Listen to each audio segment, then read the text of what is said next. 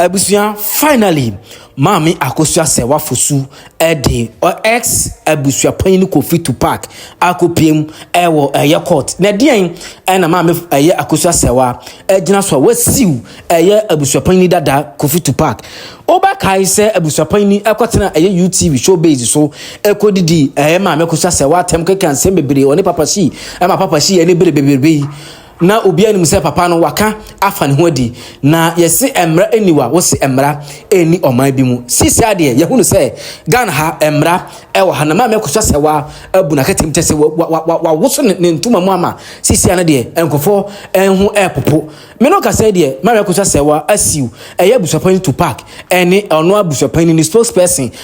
ni PR wasiwo mo se omomra na ommeyi nsem bi ano se omo se ne marriage certificate or the buy fake na omo ba ye Fanti New Town and Gwase Poto na Abusuapani ebetena United Show base a ogu maame no animase enti no kasa de Abusuapani ejina okono a enye fedi agro bisua na kontonchi media ready reporter Mami Akosua Serwaa ejina so de asiu Kofi to park ene ni PR no kame hoy na yankwaje ensem no mu enchiremu enfamra ma refi se won so be kire wadwen ewo comment section den ana wosu se Mami Akosua Serwaa de oye no small anase onfa bi nkan hwan ana wosu se onfa no enka ho ewo nsem wo mu kire so wadwen comment section wo fa ma Abusuapani Otumfo ba TV Plus so die kura na meka kira eni bresam ena mbetena ha me bohu dawuro ede ekira wo saa no eti se no bibia eda na akwem kama me pacha double sparkle na de eche se first no na ubedie wo YouTube no eso ya katena saa ba still what the first na che se na double sparkle first ne de class prefect no ani abri so obedi papa enti wadi wayade double the sparkle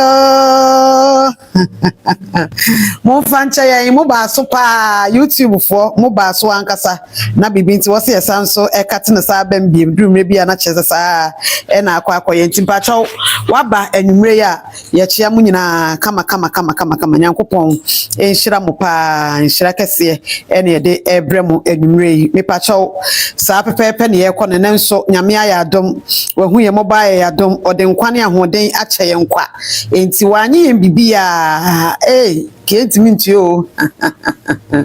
ye free ene ode ache ye nsa no enti anwumre ya tena se na chesa se Daniel munyam ni die nyina na ye de ma otwedi ampo nyankopon Ama Serwaa se ka suggest how the only gist be Frida AC or see good news what good news be that Gladys Watson or say hi the queen good evening hope you are doing well Patronya me adome ho ye oba pa I say hello good evening Beatrice also say hello queen hi Patro Michelle yes lights and reactions Patro want to say Grace Ajiman enim I say hi pretty queen papa bi Grace Ajiman enim nyankopon enshira ama Serwaa na ti say queen nie I couldn't find you at the YouTube. Pacho your YouTube ma hunya hampacho wadaro ma medofupa na ekowa ya ha edika ba nipa ne ba so pa na wo se ekosaba enti pacho ya sanso aba ye dem live sese ya YouTuber okwa obehu yen ekua duchumwa osi kontonchi media we kontonchi divine intellectual media eno na oye osika say hit and as a media chen kro muni bi asma ya de badada abro ma Pastor Prince, I say good evening. How are you doing? Pacho me ho ye pa. Madaroma mechia mu nyina mako. YouTube fo nie na the double sparkle there. Class prefect nya asam kichu na de wa ye na adwuma ankasa. Ba ko na ansa na ye kate no no di first nipa ne bai pa. Ye kate ne ko bai no the first. And na de destined to be first. And na de just say was so makwan kra. Ko sentence you. So beba so no the first ni ya close wasa kwa aba no wasa the first. Oh na de double we bi ewu ama nyame nhira kwa waya de na ade abakoto second no aba na ti say yo Esther Dalagan anti Esther Michiao Lily Ofori Lily Michiao the beams of cool me pacho me chiao Augustine Champion me chiao Nidia Buama Vida JC Zamad get you that day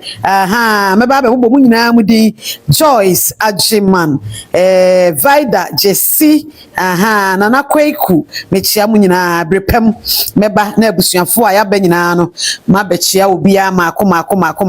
Facebook mo to say YouTube mo to say TikTok mo to say me chia mu nyina yenso ye ho ye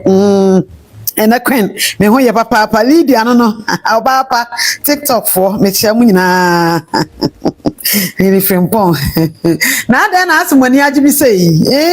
asmoni agibi na queen na de mu news ye chen kuro na news TikTok akura ma yire mu chen kuro ye more caption on TikTok ye more caption ena wabo ya obo we to ho intimate ase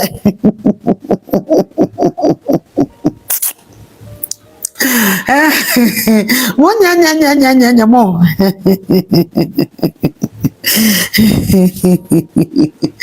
Abusuafo shama afofro matna se anwumre otwade ampon ya da wase wona ne de ne monyam nyina ya odia wo hwe mmobọ de akwa asa de aba ye yensidan ne nkadai ye de agya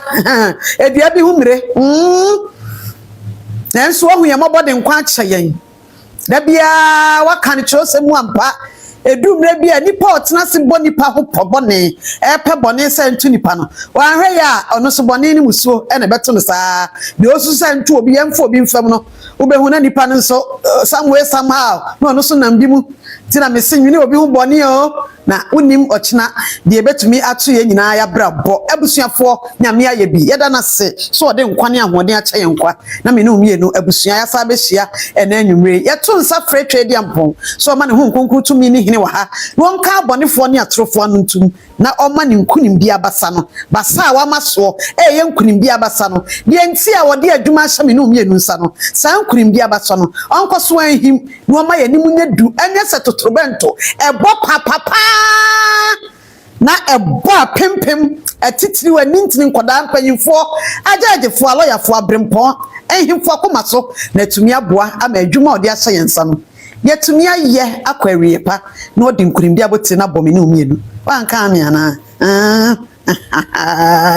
abusuafo enti yatena se mo aye bompa ya no ma yire mo na pala to pa ton la sengme ya bompa ya no mo Queen take us to Afghanistan Afghanistan some go enso aja mi fama Afghanistan some go no nyansam ketwa na wo Afghanistan sa e dia go sa abusuafo ya sha ase ne akoya nim obese yenko ni straight madaroma ebese awia nim ho ba se de nyina ya nim no as media people anase media personnel na kontonchi media nso media platform kese na asensemtroni a meye na media platforms ye no adwuma ne ye aha ye mobo wa ha ye carpenter fo ye mason fo ye ajaje fo ye ya ne se ensemtrofo every ben nramu hoba no ano na chese investigations ahodo ye da form ye no ene ehwemu a ye as journalist a me ye no edi adanse pefe se enema ahodo bi egu akwam ti aja ehwemu no ye ne die kira ye rese de enema besi ene ebo be se nonko 1 ekọ ni 2 mu ho ena kire se ehwemu a ye sensem trofo didi nsem ye chi no ehwemu no beto ya pon so kire mu a bibia di adanse se aye ntete a ekoso a kire se wohwemu a yekuta emu nkrata a ebakie ensem kire dwuma ya asamo investigations aya nyina no na chese dia dance se opanyini kofi usutu park mama Akosua Serwaa team mechanic team a ne consultancy na se ne consultant agency omo ho maka se nyo no nko awo ontenkem any ni agency management a womo manage ni toto niema no somebody niema ho do agu akwam nam so ma wo kire mo owura kofi nsu akansem bi de afama ma Akosua Serwaa ni marriage certificate ne ho eni nti womo de nsaman krata akoma no se womo enhyeda ni asem eba owura tupa kankasa ene oni mama Akosua Serwaa abrabom anase empo management no abrabom na emom marriage certificate krono eho asam ni se de osika no eno mpese okoko kirekirem wo court se de beye betumi aboa na danse a owo ene ba bi kura no wo kire se German marriage certificate mu a ye betumi abobi afri na wo mu bobi free no yem se saa ho no eno mpese okoko kirekire ni nsem mu kire court ne boa mantiase eye adwuma de to so biem ni ono nko a ye kire se owura bi ye friend Sir Alex a wono nso wo ntentan ni so a omu kire mu okasa wo TikTok ni so a so no so akeka nsam nso no nsam no edoso ye papa efa eyem Akosua Serwaa ne dadrum ba aware na afei marriage certificate a wo mo ewo ene aware a na da wo mo entem no enu nti wo mo de saman krata de ama ono enso enti abusuafo ye nyina ye nim se eba court nsam na empanyifo tenase na ye de saman krata abrawo a na cheso obi a pedie wo mu ede ade ne tuamu de enti ne de nkrata mo asam pote ben pa mo kan na case ne kwa ye de criminal case defamation case ana say de be case enti enchakra ibekom na afedi mu nsam ene mu nkyerkyeremu no nyina no abremu na wate ase nya mu asembia no na abehu na emom de ditie na wosa wuhunu na ma ye nyina ye sua de frim ehum adekode pote ye nyina so a eni nto magina so asaman sa nipa mieni omu kiremu asa Alex no kiremu sa we PR we PR menka sa public relations officer ema owura park nti obia make ni statement no differently places ahodo a different places obia make sa statement no aka ho bi ama wo moto anamo sa no enti na nwumre de ba be rem ne akom na fe wo hu se de ne ma no si eti abusuafo ansa na no madaroma ni die kwan so ne ahobrase kwan mu se na da bia dumre bia me betena se a meka e de kire wo no madaroma me se ti mu bia mu ahunu ne se Sesia minu mienu eti Ghana hai yewo empanyimfo ahodo a esa na sama mama Akosua Serwaa ya German citizen tiemi anwumre ye na nkoma minu di hia pa ni ebewura nkrata ni mu no mama Akosua Serwaa oye German citizen ni kro panyi Charles Kojofosu owui as German citizen entima wuwe mfise sensem bi aba ewo panyini wachi na maame ne so ensem bi aba wa aware a no ne ni kunu ware ewo ni kunu wachi na ensem ne bi ededa court a wo ma dika kwa ho court ba ko aba ensem ne bi da so go court a mama Akosua Serwaa na nkasa ware a o se ordinance ware ne so wo court wo se wo hunu ne preko pese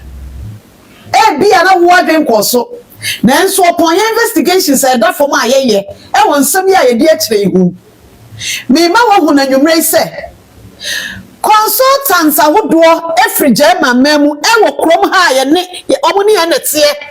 bom pempe any the case ye da hoyi achi tina da bia betna mo mani kira wo se assignment se the first bi na tie ni biem efri se ekono a nipa ne ekono akwa ko kase ekon kase no so akoye no enipa na ye ka omasam de wawuo ene de ote ase o se wa aware ye ordinance aware do ne kuntam omu nyina free Ghana ha by best omu ye Ghana fo na enso nkrata mu omu ye German fo entima awre mfisa sa asem bi sa aba na ekodum pempenso akoye kasisa yi a ewo so hunu se baby enkrata ni free no ehun panimfo ewo ha o mani di nsem yachi entima babu bebebrebe aka kire wo se mama Akosua Serwaa say wo board a omutena akonya ho edi nkomo letumi akasa management team what you say and consultants ahodo nso aye adwuma enti obia nsama waka fa maame no nkrata na se aware ya da woni opanyi Charles Kojofosu ntam bia no Emma wen fi say baby a maame no ose aware da woni ni kuntam e ko so a wo ma ne nkrata no wo mo nam krom hwe ne ma e ko so no de asisie enti me de adesrade ena da bia ye nhwemu no ko hu bia na wo se e bebo amane ma obi opesa wo fa ono de ofa na eboa no efri na kwa wo make comment bia amfa maame no ene da rumba ware ye ho who back foul who sa if we say baby and cry different make brony asam no and say yeah be mama yam fa nipa ho brony ju nipa ho enti said aware or the krata ma obi aware da be man bi ni oba bi ntam ba ko awuo na by birth nipa ni free ha no abewu ha na nkrata so wo mo free jama mamu na wabewu ha na akire no ensama ye bebrebe ni ase aware bia ni saa Germany na wabewu Ghana ha no eni Germany no a ye wo na ha no no so te Germany memo oni ni kuru ware wo Germany memo no aware nu omuntam a won be sori ya be defend ya be ye o mafam bia de aboa saa krata no enti mani pa bia ntena be bi ntwitwa ntoro mfa nkyerɛw mama Akosua Serwaa officially amani bobi a wo so obo ekira oman ya oni ni kuru efri mu okrata so a ekira se ni kuna bubia watu na na mo bia enti baby a ya bedru no ema ho kwan mo obi ntumfuto obi mu ani eme nko create issues emfa ema ho eba saa wa na wo create asama ho misramu papa eba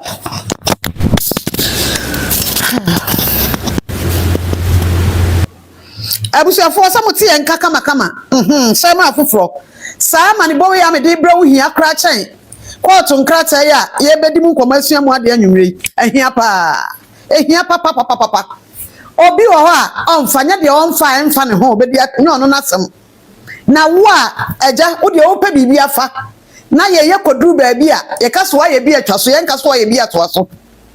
wahu se de site no obi wo ho a ote amane bo a odwene kwa akire ka se mire bi atwam na minim sese yo ene me kra no ba bi wo ho a menka me nsam mfa biem ko nipa bia ye nipa bia se de asam si baaye no se de odi ka te nsam no na wa adwene mu no saa na ohu no betene me say German consultants ahodo nam kroyi mu ye no mo na te wo mama Akosua Serwaa nda duba ware yankrata asami hunti Germany ayi shu krata mu obi na asamu ma ho wo man a akodimu ni mu wo mu ntu o mani ntnase o omu ntu o mani ntnase entimi sam wo hu se ade bia mre bia twa mu no mama Akosua Serwaa ka ono nko ani ni paye no ono de oye nipa o de ade ye na oja manyame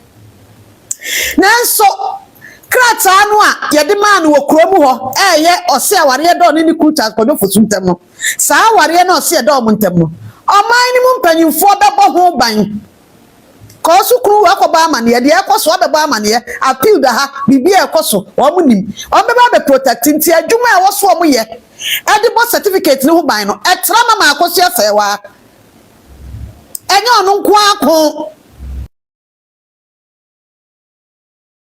amina na be sori do obi kokra bi da bi atra no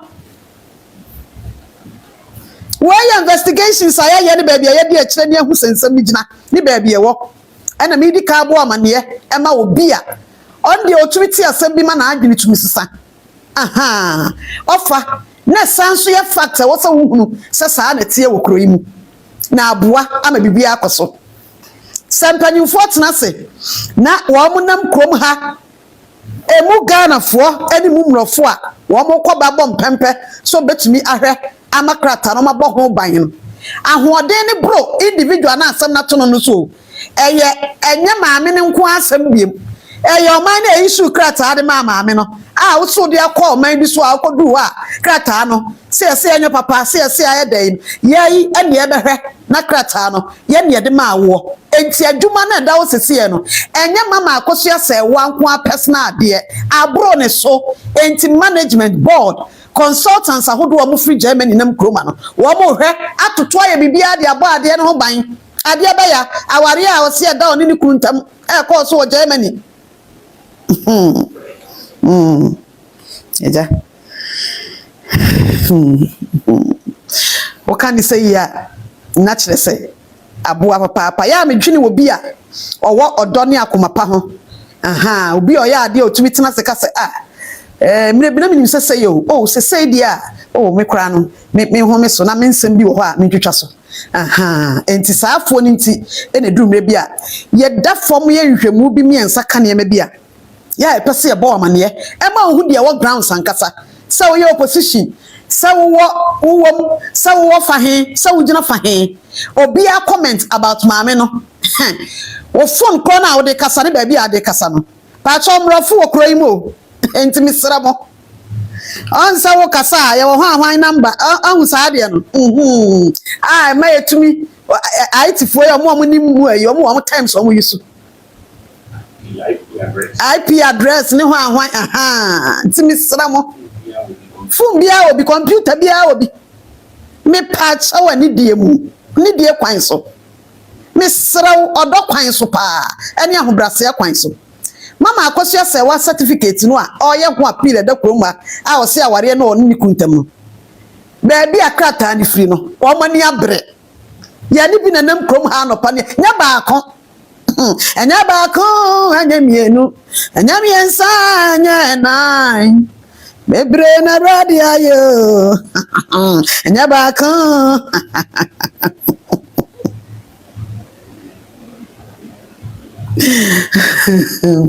Enti e free bear na no babu an mababu be mama Akosua nye ono nko abiem enka wo no nko a say no de obeti se free sa break action bi a wote no ebro maame ne so enye se ono nko na won right so take decision se me duwe be fam ras kwan so na me mfa ne mfa da bi abro ne so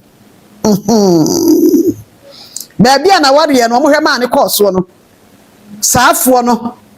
ene empanyimfo ti mo matena se ehwe nkrata na yemu adwuma no omo ni dam sa various comments ekoso social media na bi some broni ya ade a imagine ti misramo a yenya ne sa na emuwa na mabibia enye kama as a queen you hinted at these lawsuits. Answer me can say empanyimfo ewo krom maame ne board te ho answer ya me bebubu besa brobe yini me kire say enya agudie no amugina mu biem because empanyimfo bi te say maame na efa na Akosua Serwaa no a ni kru ni wu Ghana ha as German citizen ono so German citizen no niam bi say na Serwaa befam ewo aware e course wa brochire Germany Abusuafo de akokoso bebrebe broni unya ka kire no na obehunu benina mu benya ayi na translators kire mu kire no sesese na tie a ma wura mfisa ontena sesa ana samwe no se o ma hwe amahu ban tutu ni ya enya asem kese asa na ekofa asem keto asa na wo no hey se de o mo kan no o mo ba hu ban na ekowiem na tsasa German krata ni wo krom ha US fo ni say papa o my we ni say papa o my we ni say papa na kodu o man bi so ni yesesa man ni say o mo de o mo nyim tu na papa anya sam keto asa timira bi atwa me de Afghanistan sa bia na ekoso Afghanistan kra ya mfato kyerem samba kaya say kyere mu nyama mu na nansa kra so matena se kyere bebre mu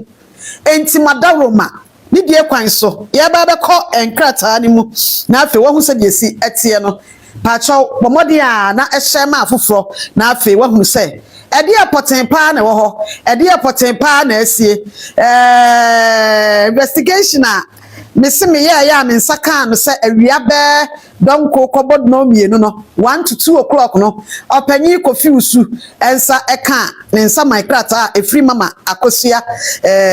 Serwaa ene na lawyer fo woni broni na tikro imu mrofo nya broni kra mrofo bom pempe ka German consultants ahodo a wo mo bom pempe koba na anu bebusa wo se German embassy ho no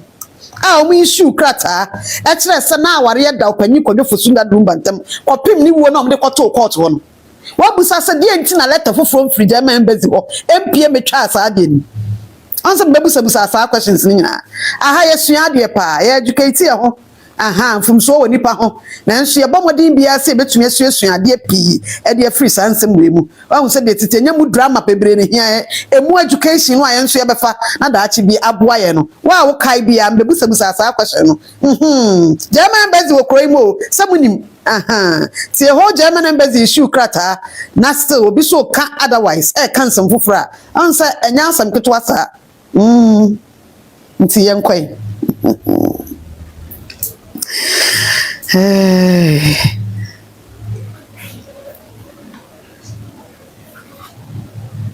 Abusuafo madaroma dia me bekenkan yi bomodin ama me nwie na me kan kyerem sa queen read biam kyerɛ yɛn queen read biam kyerɛ yɛn ade na ɛwa ɛyɛ be 4 pages asesai enye ni nyina na mekan bi wa courts and terms ne ade ne de ɛwɔ wom de awasa wote no na hu case wɔ hɔ asem kura so omo aka de asie de nti asiu no no ɛyɛ criminal case ɛyɛ defamation anasa ye de be ya na defamation ade na omo hwehwe emu nsem te sei eno no na wosa wo wote enti eno no e na me be bobo so a kyerɛw wadaroma me nwie na me nsa ama me abeka kyerɛ sa kwentim biem de madaroma yenya ne sa enti pa kyɛw wutia no nya adaje pepop ko bi sha ho esi ho ne hye ma afofo na afi yen start na yen kama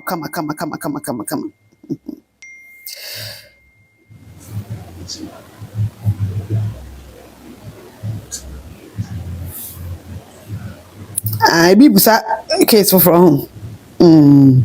Okay. Queen. Ever ready to listen? Okay. Queen say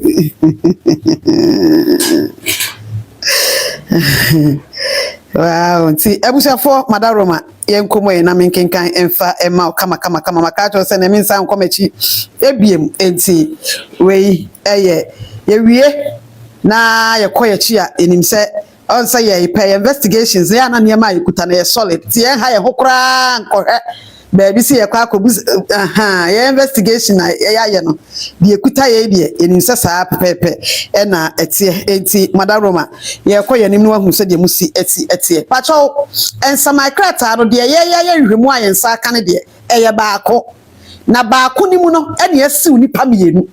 enye different sebia yesi we nko ena we so krata nko da bi saman krata ba ko no aso no ena yesi nipa mienu enti eno no maka chiro sasa unsaka krata na free court Ghana had titiru na apeso hunu se enema nyina ada na akwam na eye papa ya original eye akokko hwehwe eye chief justice out so se ne stamp ni tim so a no ahwehwe stamp no say original na cheso hunu se bibia eye kama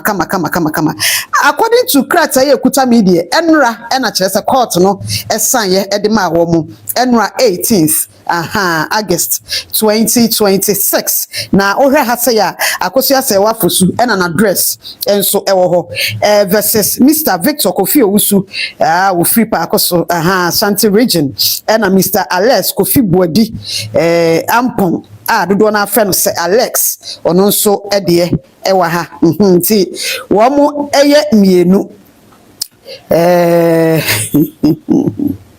enipa emienu that is a defendants no emienu omo ayesi wo mo no emienu e wo the same rate of sermons so na se ensa my krata abako eso said the court no krata bi free court ya na estate e kire se unsaka krata ya ne fuwa nwotwe echi no e wo so to me respond one respond ya penalty e wo ho ne nsem e wo ho omo de eka ni nyina kire no ni nyina so krata yi so kama said the yenim no pepepe enti afei yemre mo na yenhwe adekode a opanyin Victor Kofi Owusu ene opanyin a ye frɛ no Alex Buadi ampon a ye frɛ no Sir Alex no wo mo ayanti samankratai akọ ede ama wo mo nti yenhwe endorsement of claims no na afei yenko yenim plaintiff said that bia me catch no eye the order asem akokot na defendant no eye o ma yasam a wo in this case plaintiff no mama Akosua Serwaa na defendant no eye Sir Alex and Oruetu Park a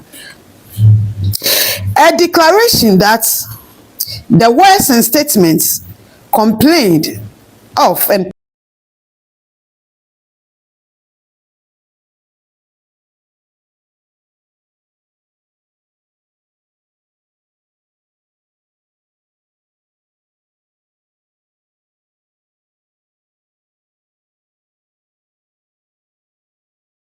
published concerning the plaintiff by the defendants on 29th November 2025,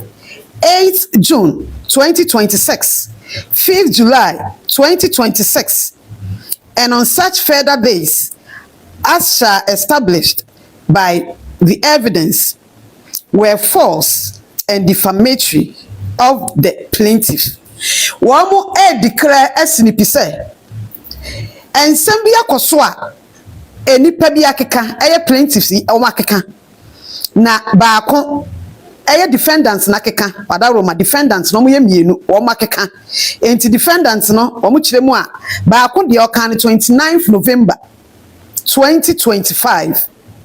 baako so ekasai 8th June 2026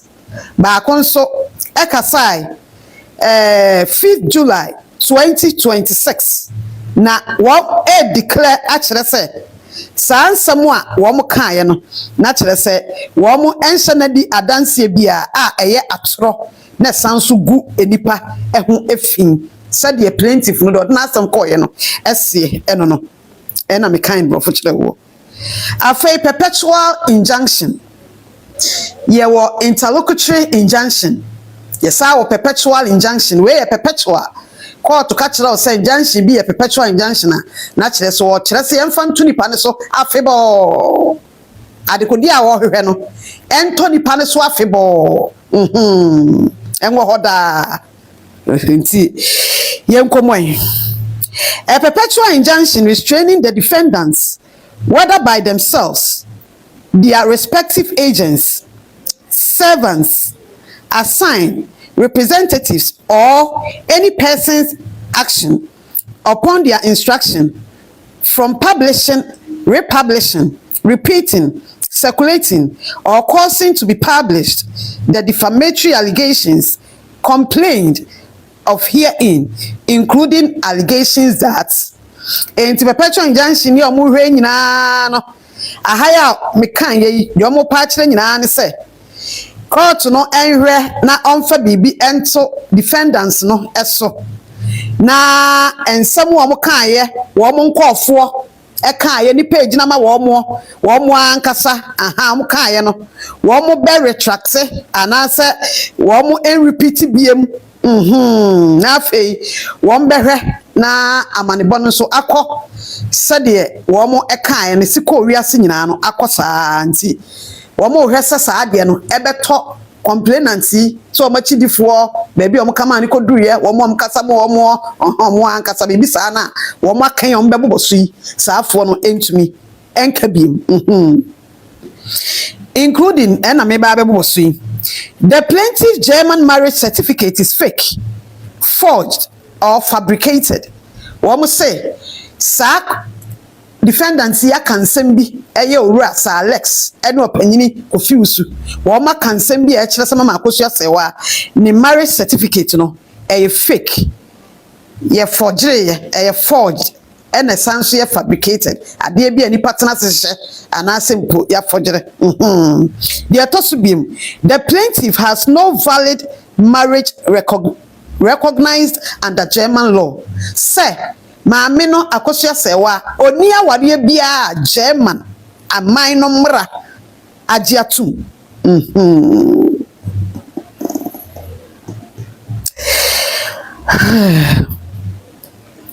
The plaintiff was never lawfully married to the late Charles Kojofosu. Say, plaintiff no, kwan biya ni ho, kire se, oni opanyi Charles Kojofosu a wanyan baby kro, womo eware ye, ewo emram, lawfully married, never lawfully married. To the late Charles Kojofosu. Na kire so no opanyi Charles Kojofosu wo mo anya aware bia. The plaintiff used a false, forged, or fabricated marriage document. Wo mo say plaintiff no na kire se certificate ya atoro na bi so ya forge na ya fabricate nkrata na kire se maame no ede enamo a wo bo ho dawru The plaintiff fraudulently or dishonestly represented herself as the lawful wife or widow of the late Charles Kojofusu. Wamusi plaintiff no ene wonam na ede kwan so kada chichi ni se bua kwan so atoro kwan so bi ene wono ankasa ebo ne ho safohene se oye emrayire lawful wife or yira ya ware no mram na wosan so ye kunani ema opanyini Charles Kojofusu ayes maame na nam no obo ne ho safohene sa abra entisa. The plaintiff's marriage certificate was fabricated or manufactured in Ashanti Newtown, Kumasi. Womu say womu akoka defendants naka say plaintiff no the marriage certificate no womu ankasa na tena ase no womu hye niema na womu kɔ boy e wa Ashanti Newtown Kumasi ni bia etwa ne ti afa na Ashtown. The plaintiff committed a criminal offense in relation to her conduct in presenting documentary evidence to the court to prove the existence and validity of her ordinance marriage in Germany. The plaintiff committed a criminal offense in relation to her conduct in presenting documentary evidence to the court to prove the existence and validity of her ordinance marriage in Germany. Naturally, say, Mama Akosua Serwaa, kwan a wofa so ehye nkrata keka nkrata bom edikopie mu court wa na wo kire se opanyi Charles Kojofusu a wawu no ware nanda ordinance nti waye ordinance ware e wo Germany no na kire se criminal offense pa anya asem keto wa act kwan a ofa so da ne niema decision nkrata de nkrata akobom no ekopie mu court no na kire se criminal offense anya asem keto. The German authorities do not recognize the plaintiff marriage to the late Kojofusu or worse substantially to the same effect. Also German authorities no woman recognize it maame no say one opanyi Charles Kojofusu e wa ware bia bibi etitisa eti afa yenhwen. Retraction and public apology woman woni ma bia woman ehwe say ebetumi Akosua na afi aboa ama woman eho asan ewo akwan ahodo bebre emu enti eno ene adrusu. An order directing each defendant to retract the defamatory statement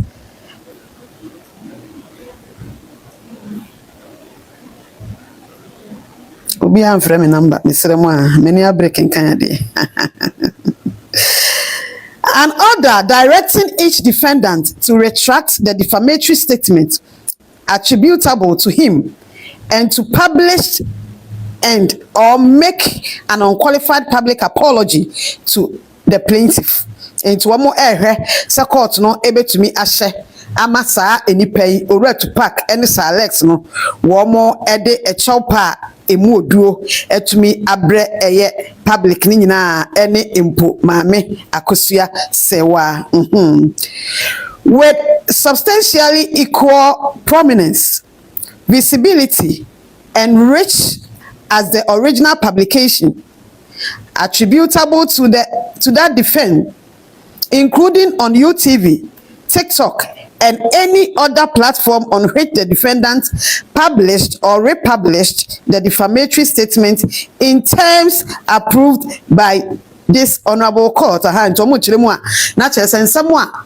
omo keka ya no baby omo gina ya keka ya ebi UTV so e de bi nso ya TikTok so won be kwa gina saa abre akro no a de omo rere no na omo de saa shelpa no na omo retract omo nsam na omo kan ne se be gina UTV e kan asem we nto omo hwe se court no be hye won mo na saa nipa mienu Alex ene opanyin ko fiusu baby omo gina kan saa nsam na omo hu ne se eye false any defamatory no won be kwa gina saa bia ho a retract na form de shelpa ama na nu achi nso won mahwa ama asem no akwa akire te se de omo kan ye no e call ye na tumi akwa ewura baby wo se ewura afei damages no ehia papa what damages in some baby am dey free there no hu say asem no defamation asem na ye kenkan hu nsem edema we. General damages for defamation include aggravated damages assessed at 3 million Ghana cedis or such other amounts. Nti omo kire say sika 3 million Ghana cedis yet it is 30 billion ho ene omo hwe say court no ebetumi age de apata maame na yagu ne ho fi no nya sanso a de court no ehwe a bebua bia nso ya de a womo agitum papa afa cost ka bi on bebo ene ho nsem so no womo hwe say court no ebeje na afa ena ye beba ensam no mo kire mo kan no makru kire ni nyina wa ade we so enti obi wo ho a na obusa se de tia ne se so wa kan nsam agunu ho fi nsam certificate ntri ni ho ho ni ade asam no o kan ne sai na sai ena asam no esi etie eno enie first defendant no de odi kan a ya sama na odi kan eye Owura Kofi Usu enti ase first defendant no ekasai ewo United Showbiz a ewo UTV on 29th November 2025 na asama okan no na yebedrusu. On 29th November 2025 the first defendant appeared and or participated in televised broadcasts of the program United Showbiz broadcast on United Television UTV during the said nationally televised program. Discussion across concerning the plaintiff. Discussion arose concerning the plaintiff, her marriage to the late Charles Kojofosu, and the German marriage certificate evidencing the said marriage. During the course of the broadcast, the first defendant made and published statements concerning the plaintiff and her marriage documents, including the following. 1. The edi kind of crowd the buyer no. Na ye fufuro. Na second one we nso ye fufuro. Lawyer no kind me say e fake. I am saying it. I am saying it. So amu kire mu Owura Kofi Usu e kan asem no on 29th November 2025 ewo UTV program my friend United Showbiz so na asem no me kan twi no the brofu ni o say the first one they brought was different and the second one is also different. The lawyer said it is fake. I am saying it. I am saying it. TSC Owura to park ne kan sa the atosu biem o say me see e fake. Me see a fake, senya faker, and common famam. Meaning, I am saying it is fake. If it wasn't fake, they wouldn't have handed it over to them. They are to be Owura Kofi Usu kind on that 29 for Kronwa. No, not just a some more Muslim kind. Hodwa, or much chem me and sa ewa ha. Ewo 29th no a enti de ka ho no enie lawyer ka kire me say fake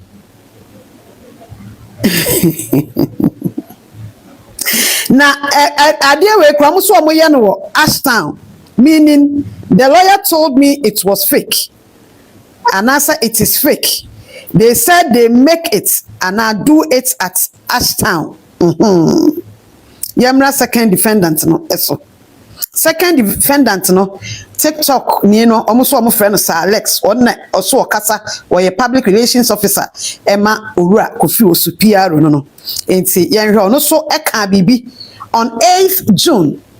2026 ti opese ohunu adekode anti ene ye nyina ya te se ye den saman krata akoma Sir Alex no a na kire se de yeso kan ye no baako 8th June 2026. On 8 June 2026, the second defendant, while acting and or holding himself out public as PRO for the first defendant, participated in and conducted a TikTok broadcast concerning the plaintiff. On which they were 8 June, no, second defendant, yes, Alex, no, Naja, also a PR at the first defendant you read to pack and as usual and juma no wo ye no our TikTok so no and o kan sem bia etisa. During the said publication, the second defendant made statements including the following. Di kan Akosua Serwaa Serwaa odi court no, it's a crime scene. The case Akosua Serwaa took to court is a crime scene. So because a bibi a crime scene, crime de makatro say a urukasam, abonefusam urukasam, nyamponasam, actually say esi nti omu kire mu a saa da is you no or can say Akosua Serwaa Serwaa odi court no, it's a crime scene. And see the case Akosua Serwaa took to court is a crime scene. The atosu bi omuso can say officially Akosua Serwaa has no marriage in Germany. Omuso can say officially naturally senkrata mu no enkrata mu ni mmere mu no maami Akosua Serwaa eni aware bia wo Germany. The Atosubim, Akosua Serwaa and the late Lumba have no legal marriage in Germany. Akosua Serwaa ni Lumba, womu ni emra wariebia wa Germany. Akosua Serwaa ni wariebia wa Germany nunku. Ana Akosua Serwaa ni Lumba, womu ni emra awariebia wa Germany eno sonku. The documents she used to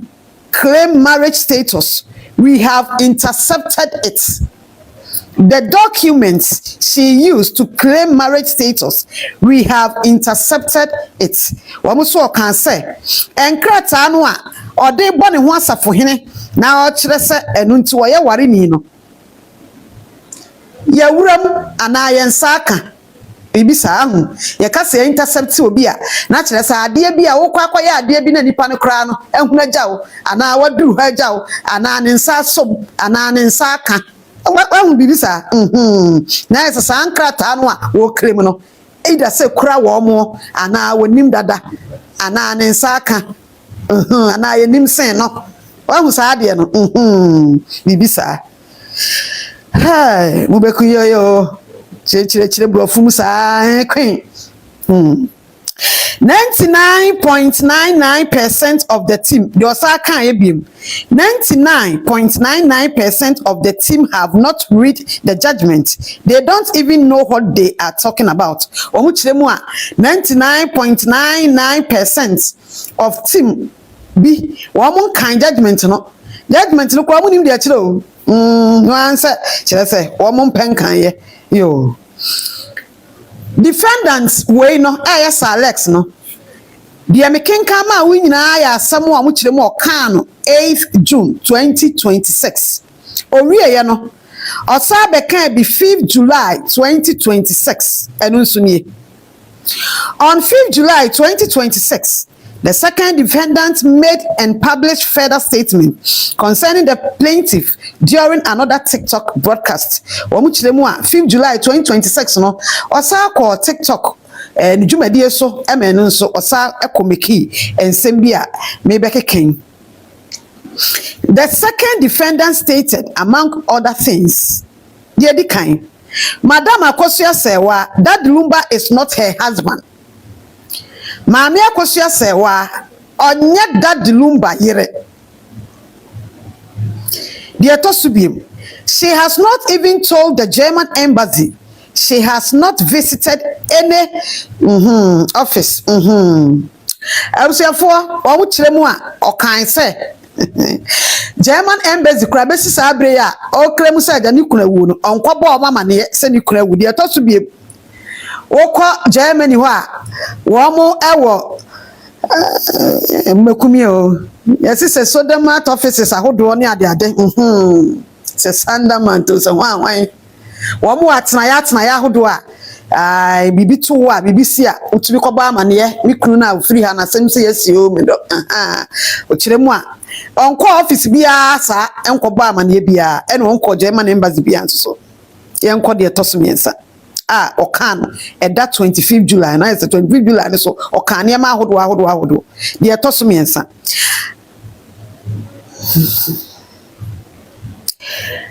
Akosua Serwaa no onya that lumba no hwe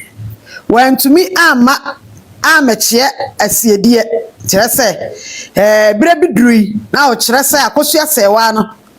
ni kunu that lumba ni wuye no onko kire se oba ukunu ade we nke mfa nkosie no onko kire na adesiedie amamre ni amane omoye ye ni nyina no wa ama ameye bi enti onya ne ho hwe bibisa meaning Akosua Serwaa brought nothing belonging to Daddy Lumba.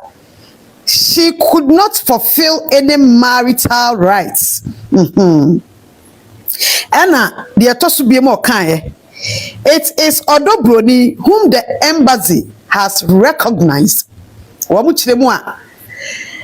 Papa chiremu se. Odobroni ena German embassy no are recognizing no. Embassy na recognizing say onu mum sa no can recognize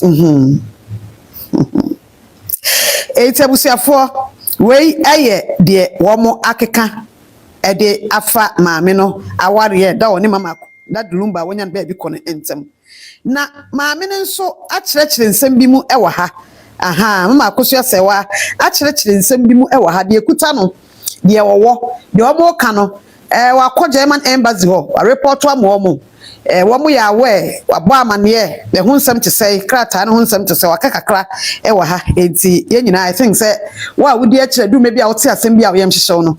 ni yia no a ɔde aba o krata yi so yɛte kakra ye nkom bebre kakra e beti bia betumi aboa ya ye hunu ne ma ba ko mi bi. The plaintiff is Miss Akosua Serwaa Fusu, a professional nurse resident and working in the Federal Republic of Germany. So Mama Akosua Serwaa no a professional nurse ote Germany. The plaintiff is the lawful widow of the late celebrated Ghanaian musician Charles Kojo-Fosu, popularly known as Daddy Lumba. Krata iso mu kiremu a Maame Akosua Serwaa lawful widow. Emma opanyi Charles Kojo-Fosu no enyumtuni kese a wonya ne ba bi kro. The plaintiff lawfully contracted a civil marriage with the late Charles Kojo-Fosu at Bochum, Federal Republic of Germany on 23rd December 2004. Wamu kiremu a maami ya mo kire se onni da Lumba ni aware bia no wo aware ewo Bochum Germany emra aware civil marriage 23rd December 2004 ewo Bochum Germany. The said marriage remained legally subsisting until the death of Charles Kojo-Fosu on 26 July 2025. Womo se emrane nkrata mu no de omo nim ne se maami edaso ene opanyi Kojo-Fosu ware kopem 26 July 2025 owuo ebefa papa no ede ne koye. The plaintiff avers that both she and her late husband, being German national, she duly reported her husband's death to the relevant German authorities following his demise. The plaintiff avers that both she and her late husband, being German nationals, she duly reported her husband's death to the relevant German authorities following his demise. I say, Maame Akosua Serwaa say, ono ene ni kunu nyina no na wo mo ye German citizen, wo mo ye German fo. Na German fo no wo mo ye no. Ni kunu ni wu ya pe. Wo bo German authorities amane say, ni kunu opanyi Charles Kojo-Fosu, German ni no. No ni nyina ti Germany wa be wu Ghana ha no. Ba mo wu abefa no. Enti wonte asibie. Into abo amane ewo Germany akire mpanyimfo. The plaintiff presently reside in the Federal Republic of Germany and brings this action through her duly appointed lawful attorney. Inti enipa na ama the power of attorney no edi ehye ha won na begina mto mu kire mu a maame no et Germany enti wodi tumi ama opanyini ba ko ha ne din hye ha a wono na begina mu na bibia ye kama.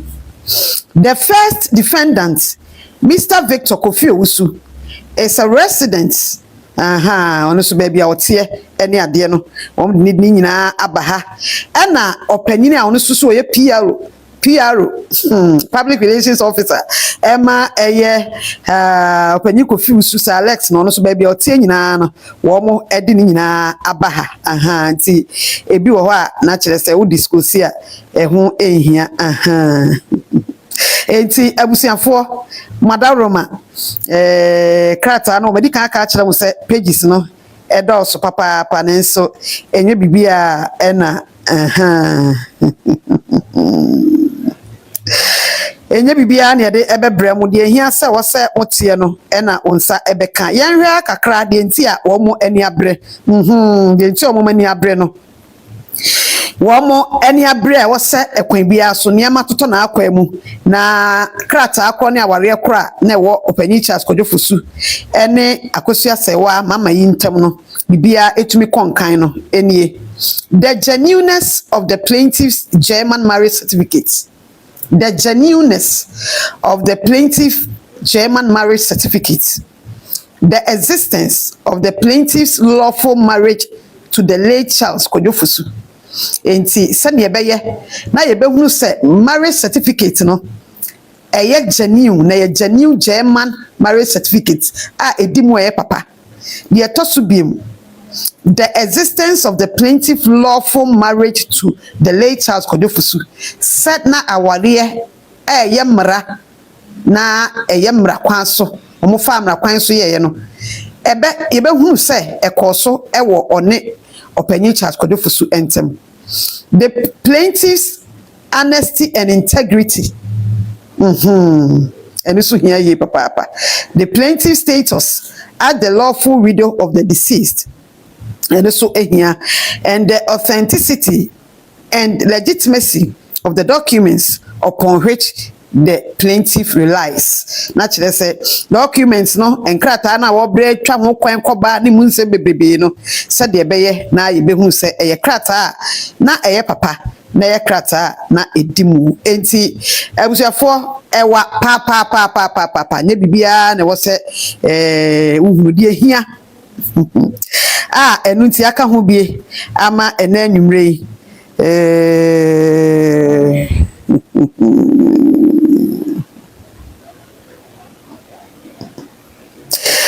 wate saa mani boy me pacho wadaroma eno a enti ena yegina hei ti niam baako bi eni mienu ni miensa bi o ma abusuafo ehia ye papa ewo enkrata ya aba mutum se wo hwe court nkrata won se court nkrata ne nsaman krata no ye die court nsamachi pa anti enya nsaman krata pa nsaman krata bi o ha edumre bi na won saka court sermons ni bi won saka otum se nipa no matena se ye awedare wo bibia chese wo matrotro mu niam akuruchire wo bibia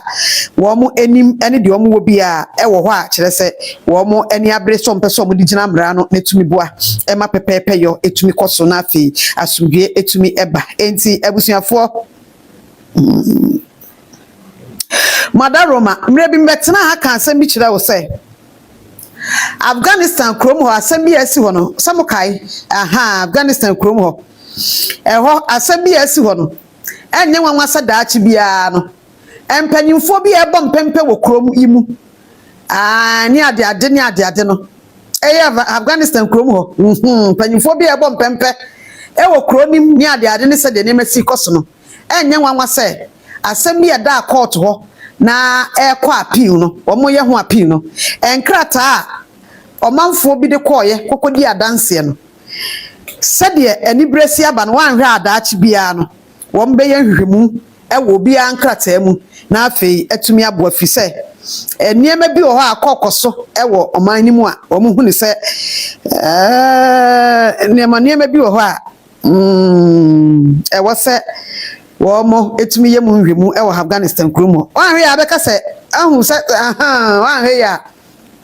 beka se bia ene Ghana de ikura da hai tu se nkofo ani abriye papa se maame no certificate ne de pempanyimfo e wo krom ha aware ya ne do no panyi kodwofo suntam ayonkofa na e wo ho enu nti Asemaba na wo mu twa na dapa awia nwumre no wo hwe action o mateki no a se dem di kan na make a kire no de asisi atwam bia ene de ekoso free sa brei de woso o mo ye emma krata ne ho san so te se mo bo kire wo de nti o mani abre mi be wie ya de kenkan kire wo no de nti ni bra ba mu no na kire se certificate bi o man bi te se Germany yemfa ni ago na ho no enya yize se be issue krata enya yize so mbe issue krata bi ho no wo mu kire mu anema bi a te se krom ha nti do obi ka bibi fa ho a na nipa no baabi a onim se ono so na danse a wo no ene ade o mo bre ho na emu mpanyimfo abegu kroimu ebo mpempe ni de akire hwe se apilo de na ekoso bibi abetumi ayekama no wo mo ahwe ama ehun ne nyina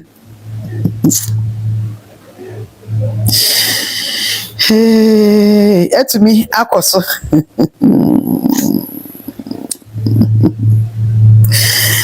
enti abusiafo krata ni mu asam yemfa nto na afa ye ni enkobo ye wie krata ni mu asam so ahu se de titie no nti se court krata de se de sa case we mu nsem titie no mekenkan court krata awia mempese ye bedi krata ni mu asam ni mu nkobo na emom ensama hodo bi e wo ho